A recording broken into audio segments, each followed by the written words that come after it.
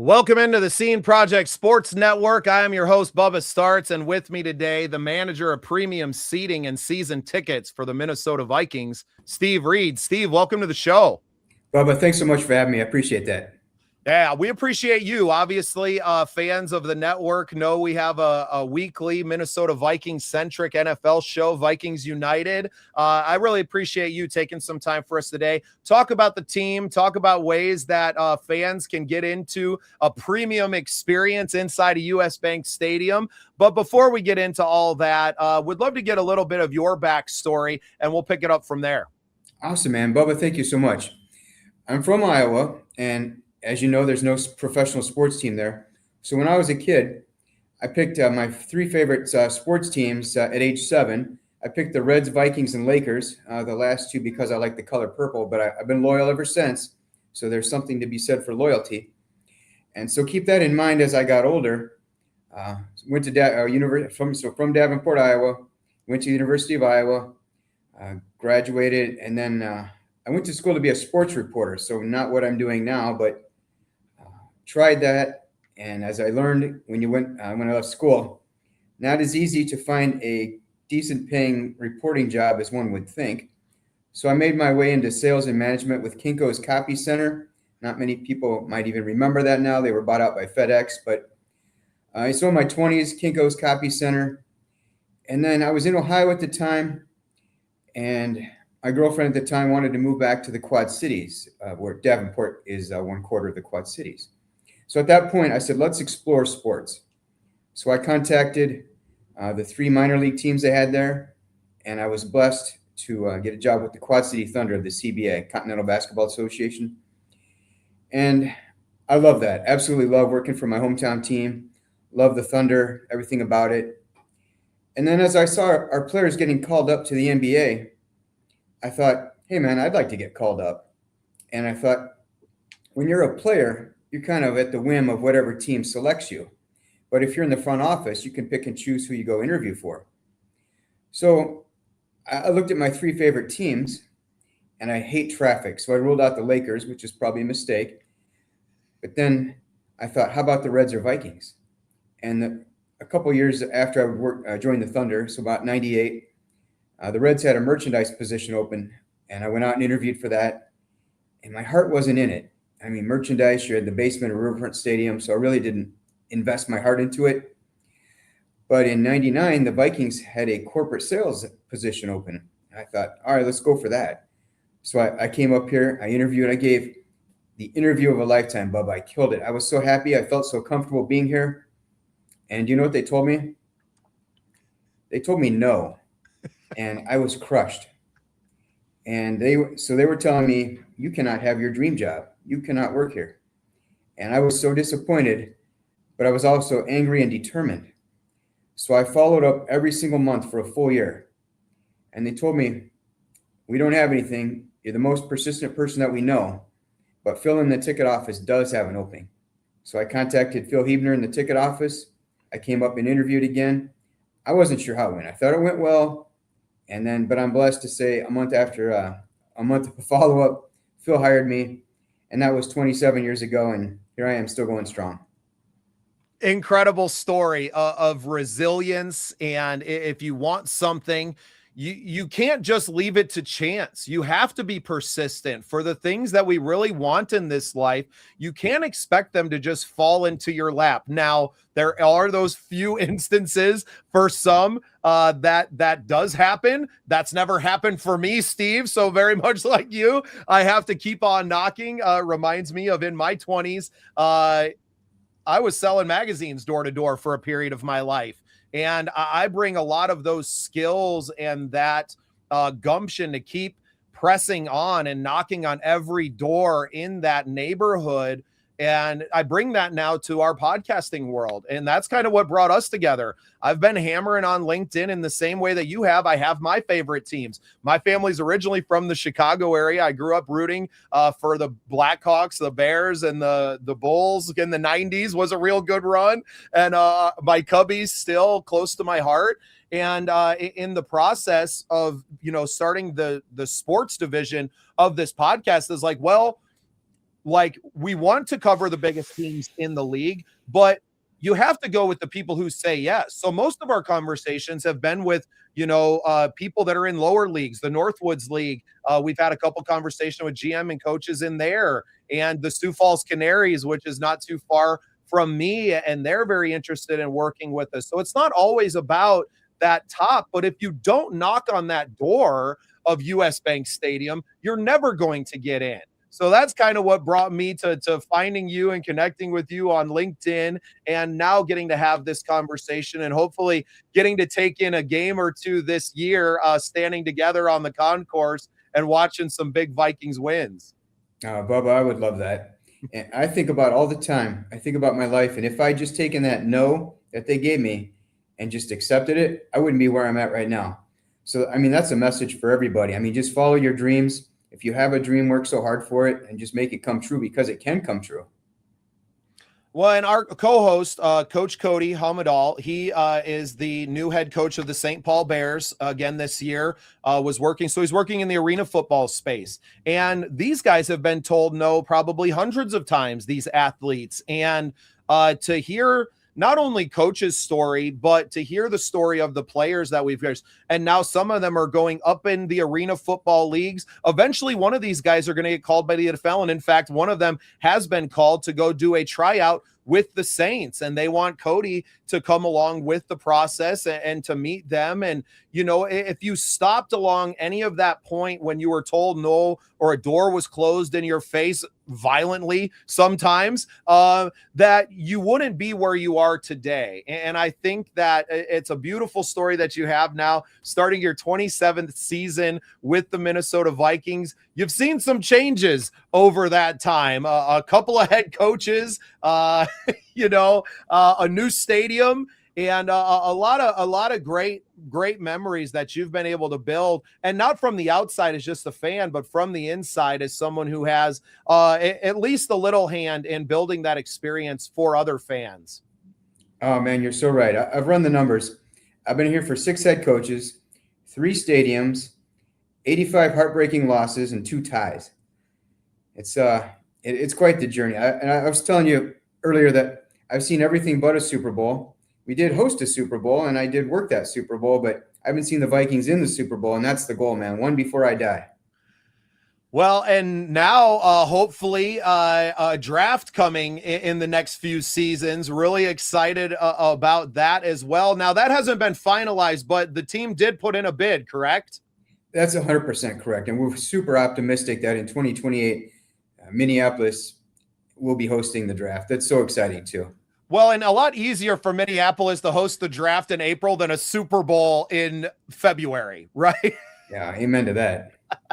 Not that we wouldn't love the opportunity to do that again, but yeah, we want to make sure that the team is in a position where they could be playing in their home stadium for that Super Bowl. That would just be really such an incredible experience. And I mean, you talk about incredible experiences.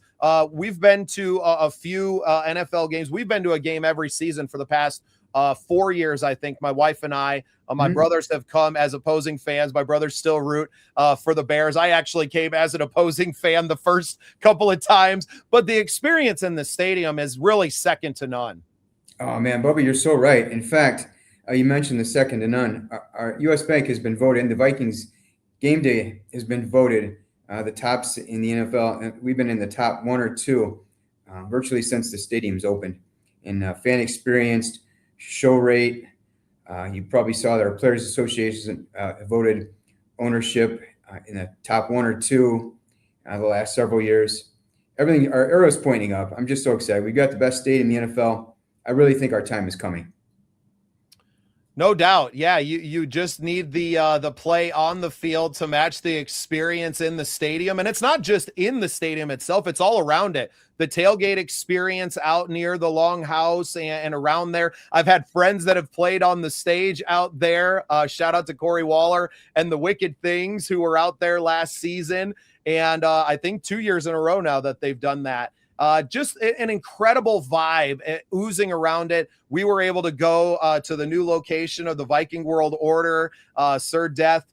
host a tailgate on the southwest of the stadium there. An incredible experience all the way around, and I love being friends with the super fan groups. Obviously, fans of the show know we just had John McDonald on the show this week, the International Fan of the Year, who got to go out there and announce the draft pick. Charles Demings, I do believe, was the draft pick that he got to announce. How important is it for you all that are in the front office, the fan experience? I mean, with it being voted that's a conscious decision to say we are going to be the best. And yes, we care about football and wins matter, but the experience in the stadium is what keeps people coming back year after year after year, and it becoming something that is a generational fandom.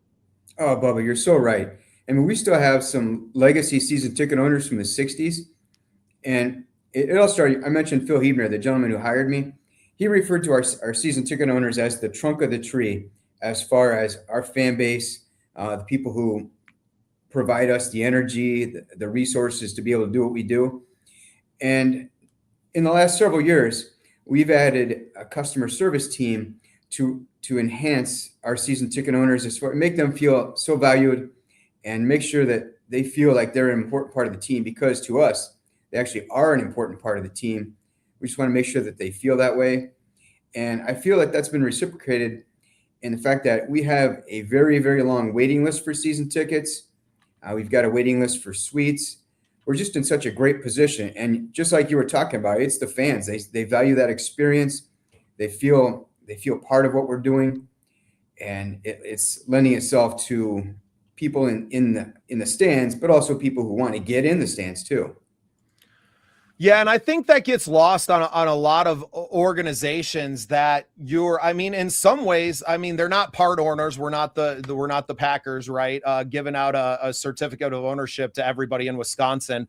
But that being said, they really are, right? Season ticket owners are the lifeblood of an organization, because without them, you don't have the funding to do a lot of the stadium stuff. Now, it doesn't affect payrolls at all, probably, right? That it's different pools of money, I'm sure, and not knowing much about the front office of those, but it does allow you to reinvest into that fan experience, to reinvest some of that into forecast things that you could do, even just to think about the amount of foam that drops from or snow that drops from the ceiling, everything. Like, you're talking about probably thousands of dollars of foam fluid every game just to provide that little bit. I'll never forget the first time of being in the stadium, and all of a sudden you just start snow falling and the players are getting ready to run out on the field, and the flugelhorn going, and just like the entire thing, it gives me chills talking about it, Steve.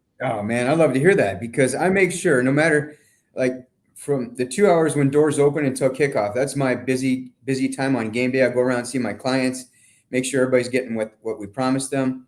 But I make sure I'm somewhere where I can see our player intros, our game day, the 15 minutes before kickoff, because it's your hair stands on end. It's such a great presentation.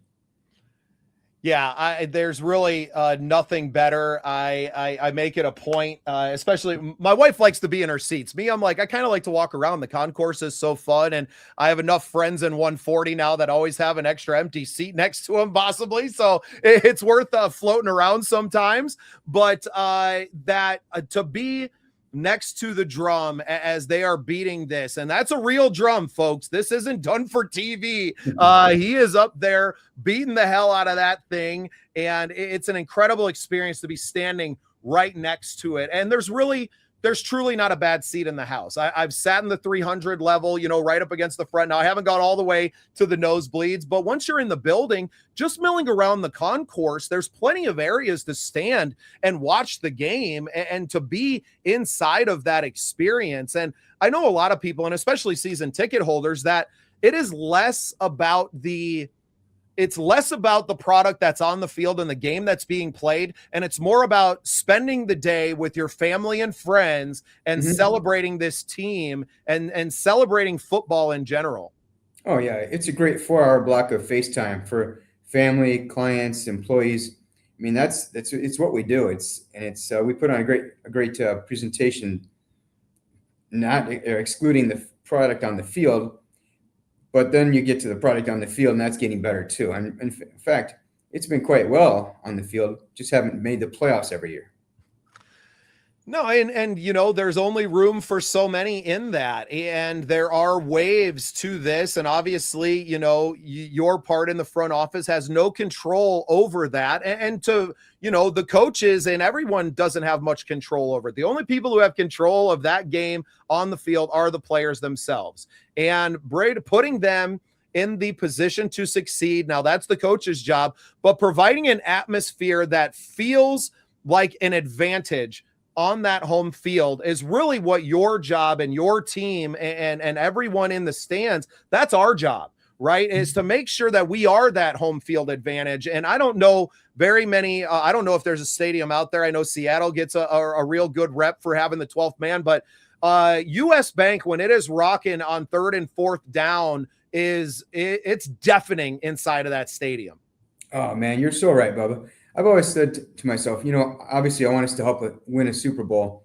And the two things I can do, put loud, loyal fans in the stadium, in the stands to help give us a true home field advantage.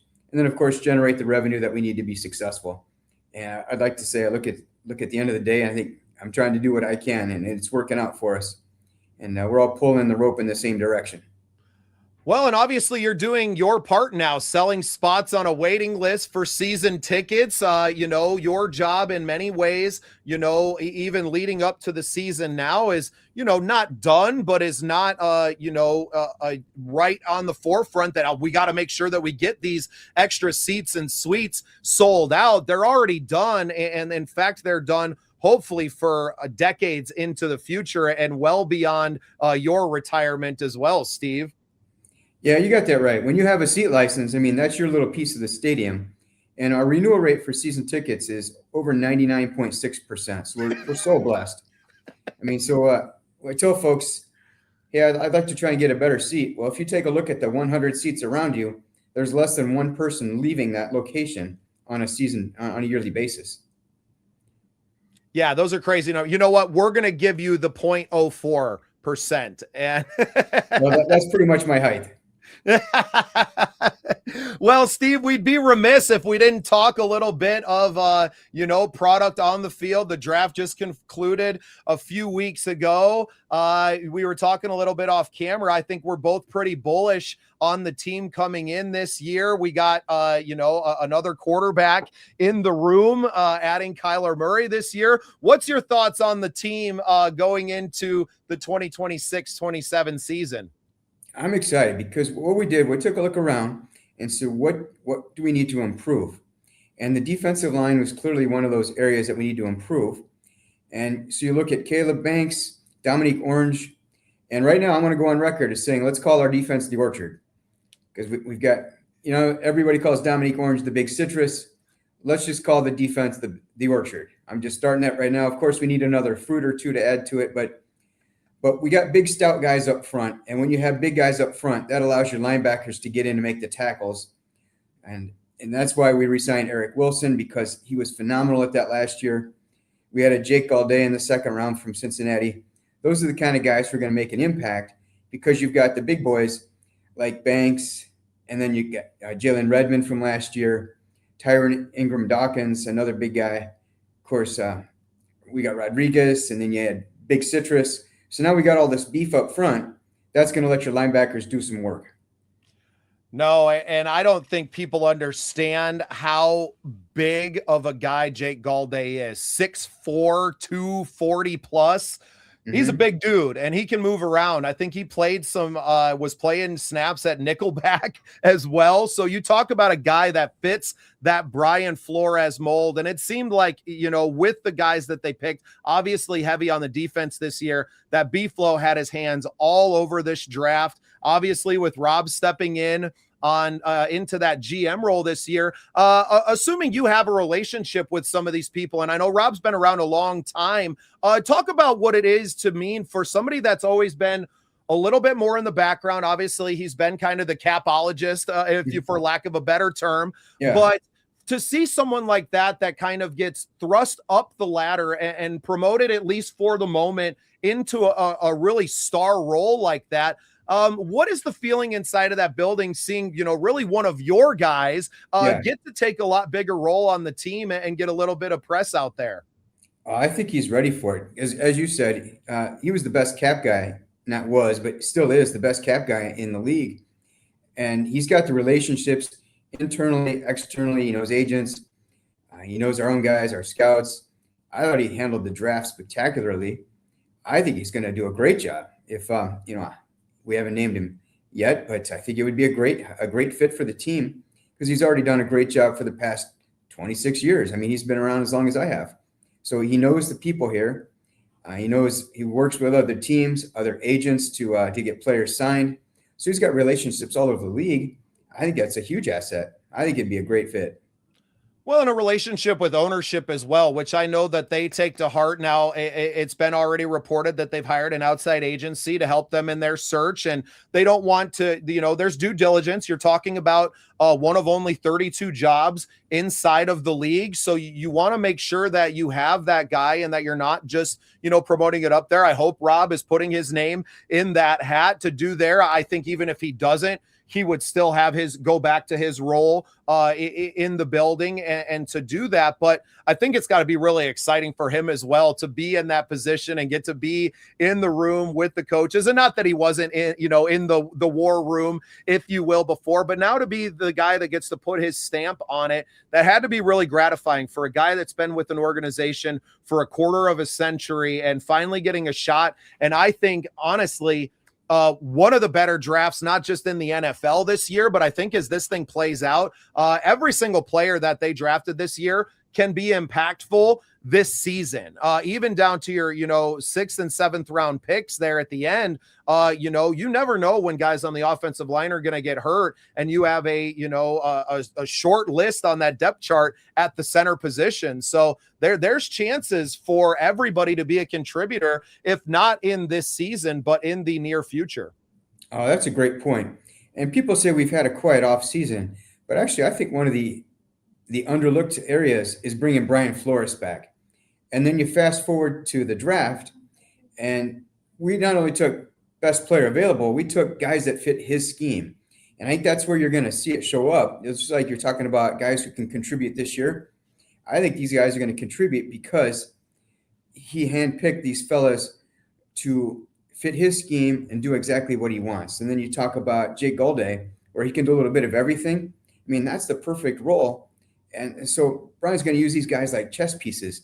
I think it's going to be phenomenal to watch come together. I'm just so excited for the defense.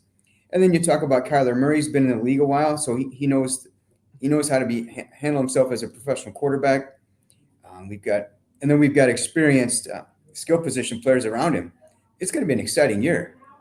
No, I think that defense is going to be dangerous, and they're going to be a nightmare as this team starts to gel. I mean, Hitman still has not announced the retirement, so you kind of maybe have an ace in the hole at some point during the season in a short phone call, and we're definitely waiting to see developments on that side. But I think you got a really great safety in Jacoby Thomas in the draft that can step in and play right now, and talk about a young man that can drop the hammer. I think we got some phenomenal players, and they might not have fallen on, ESPN's big board or some of the other draft analysts boards, but they're judging it from a overall standpoint where it really felt like there was a list that said these are the guys that fit the profile, the athletic makeup, and the intelligence level needed to play in a Brian Flores defense. And Beeflo was the number one free agent on our list, right? And we said it repeatedly at this show, like, look, if you don't get that deal done and you don't have him back, you're in a world of hurt. So I appreciate kind of the process of it, allowing someone who they obviously have a tremendous amount of respect for to go out and to explore his options on the open market, to see and to judge his value for himself, and then to come back even more committed now. Not that there was ever any bad blood, I would say, but to allow a man to go out there and to not hire someone in that space, right? To not go out and to say, oh, well, you're going to go out and try we're going to go just hire somebody else. I think that would have been absolutely the wrong move. And while it made everyone, tread with a little trepidation for a few weeks as we were going through it, like, is he going to get a job? Once that Pittsburgh one seemed like it fell off, and the Ravens obviously made a pretty quick move. Those to me were like the two where once they were off the table, it was pretty evident that Brian was going to be coming back. And man, we're just so happy to have him. He's going to be, it's going to hurt to maybe watch him leave one day, because I don't think you can do what he does as a defensive coordinator and not get that opportunity in the future. But he can also be selective. He's being paid very, very well to do what he does. Yeah, no doubt about that. I hope his assistants are paying attention so they can pass that along. But right now we've got him in the fold, and I'm excited. No, and you know what? We touched on Kyler Murray a little bit, but I'm still pretty bullish on the young man, J.J. McCarthy. I know a lot of people, got on his case last year, talking about a 22-year-old kid and his first time, had no season last year, had almost no off season, nursing an injury and getting back. I'm really excited to see how the young man looks coming into practice. Also had a baby in season and got married in the offseason. That's a lot of stuff going on. I remember being 22 years old. I was never ready for that. And I think that, with a little bit of seasoning now and going through those trials and tribulations of last season, that he's going to be a different player. And I think that's something that is a little bit under the radar, as it seems like half of this fan base is completely out on the young man after a small handful of games. Yeah, a very small sample size, but he played well when he was in last year at the end of the season. I mean, people are saying, 5-game winning streak against poorer competition, but that Dallas game was nice. That was a good win. I like his future. Yeah, everybody likes to give the caveats all the well, but you never get any credit for losing to good teams, do you? Right on, you don't. I absolutely am looking forward to being in US Bank this season, being around the stadium, around the team. Obviously, we're really looking forward to becoming more and more a part of the experience and the fan experience. We are known for bringing in not just other creators, but giving the fans a voice on our show as well. So we would love to maybe make some connections through you with some of your season ticket holders and your clients, and to have them come on and talk about their experience and what their thoughts on the team, because everybody's got opinions in sports, right, Steve? They sure do. And I'd be happy to connect you too. I work with so many great people who love what we do. I'm sure I can bring you some folks. Oh, man, that would be incredible. Well, Steve, we ran your email out there. I'm going to put it out there one more. That's reads@vikings.nfl.net. If you guys are interested in getting on the waiting list for season tickets, now it's a low percentage of people that leave, but they do leave. And, even if you're, a young person, now's the time to get on. You might not get those seats until you're my age. I just turned 40 yesterday, but you at least you get on the list, and you never have a chance like you, Steve, if you don't knock on the door and put your name in that hat. Oh, you absolutely have to. Yeah, just keep trying, follow your dreams, and Bubba, happy birthday too. I appreciate that. Well, I wish I had an in-season birthday so I could celebrate it at US Bank, but maybe my daughter has an October birthday, so maybe we'll get down there one year on her birthday for a game, and we'll get to take it all in. They're growing up huge Vikings fans themselves. So, Steve, thank you so much for your time today. It's been a thrilling conversation. Looking forward to spending some time with you in the stadium. And thank you for being part of the scene, and Skol Vikings. Skol, Bubba. Thanks so much for having me. So the Beast Tack is an incredible tool, no matter what age kid that you have, but just to be able to work and making sure that their hands are getting to the right position as they hit the ball. But it's something that you don't have to go chase balls anymore, those things. But this Beast Tack is incredible, because when you get that 12-6 rotation, it's real easy to tell that you're putting a good swing on that. And my kids, is after I teach them what they're looking for, and they can work on it on their own if they want to. So a great training tool for a team, great training tool for individuals. So I highly, highly recommend you purchasing a Beast Tack so that your player can be the best that they can be on the baseball field.